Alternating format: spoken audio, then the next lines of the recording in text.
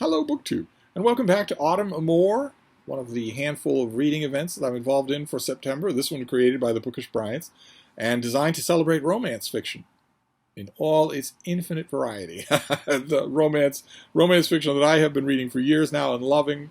There are a whole bunch of BookTube channels devoted to romances of one kind or another, and I'm a bad event host.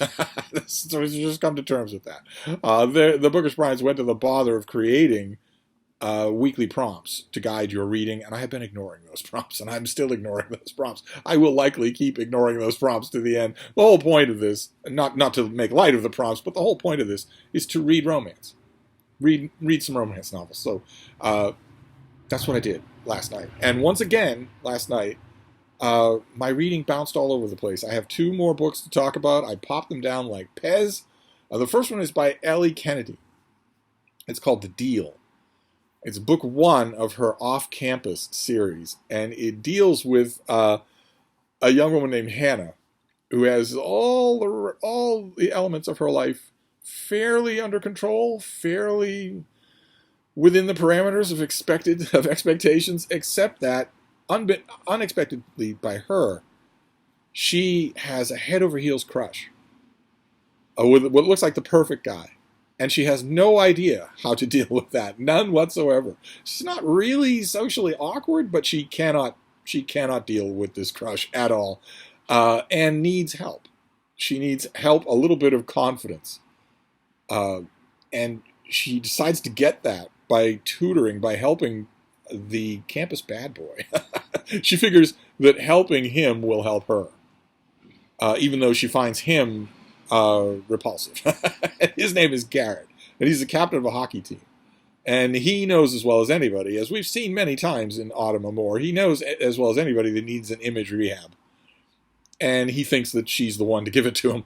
And she quickly apprises him of what her actual goal is. And as time goes on, this is a time-honored romance plot. I'm sure you already know the next part of it, the part I'm going to tell you, because this was true in Regency romances 100 years ago, and it is still true. It is a tried and true plot. It works perfectly. So there's no reason to reinvent it. There's no reason to reinvent the wheel. This plot device works perfectly.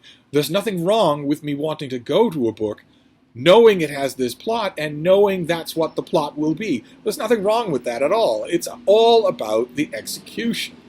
The twist, not really a twist, but the development that you know I'm going to say is that in the course of their mock dates and their charisma sessions and whatnot, they start to fall for each other instead of the hunky ideal crush who's off in the background. Instead, Garrett especially starts to want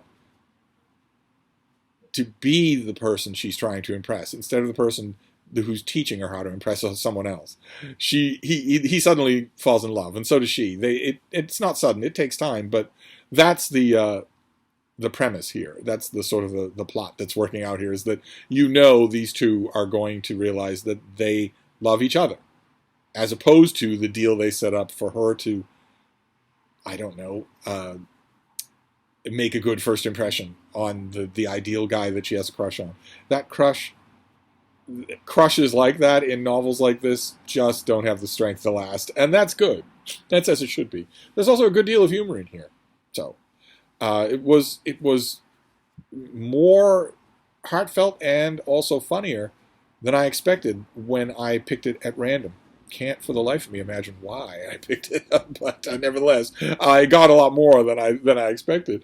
And the next romance, well, the next romance is not the same kind of thing at all.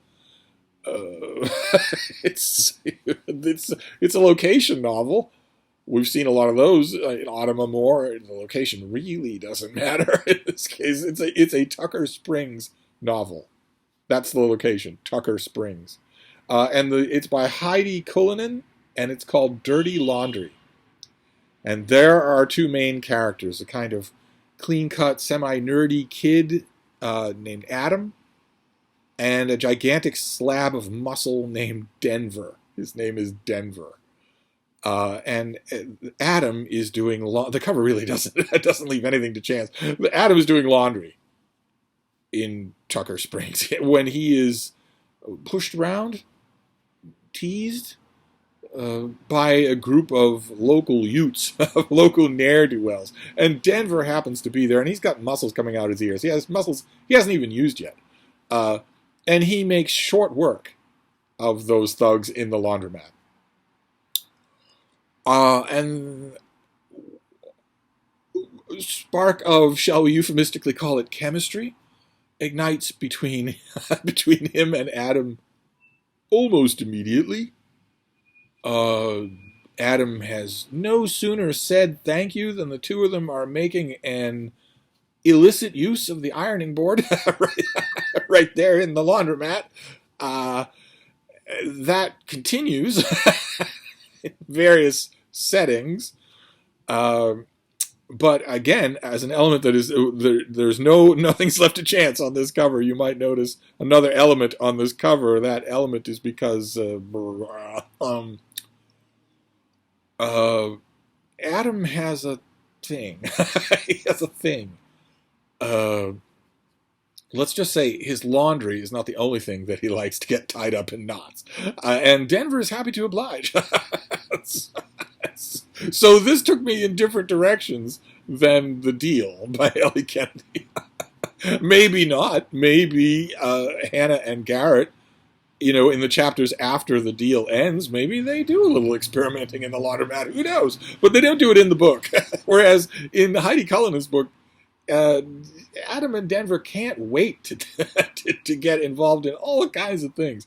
Now, I know I've been saying this a lot. I think it's because I'm lucky and not because of Stockholm Syndrome. I think I've just been lucky in my picks for Autumn Amour and for Dick Tember. In that, given what is almost immediately apparent in this book, what the goods are with a capital G that Heidi wants to deliver, given that we know that, given that you can't read more than 10 pages of this thing without realizing the goods it wants to deliver, given that we know that, it does a lot more than it needs to. This is a fairly good author. She could deliver those goods and nothing else. Wouldn't hurt her sales at all. Instead, there's more to it. There's more to this book. So my report for Autumn Amour for today is good. It was these were enjoyable. Both of them in their own way were enjoyable. I have no idea what will be on the docket for tonight. Will it be more contrast? Will it be more of the same?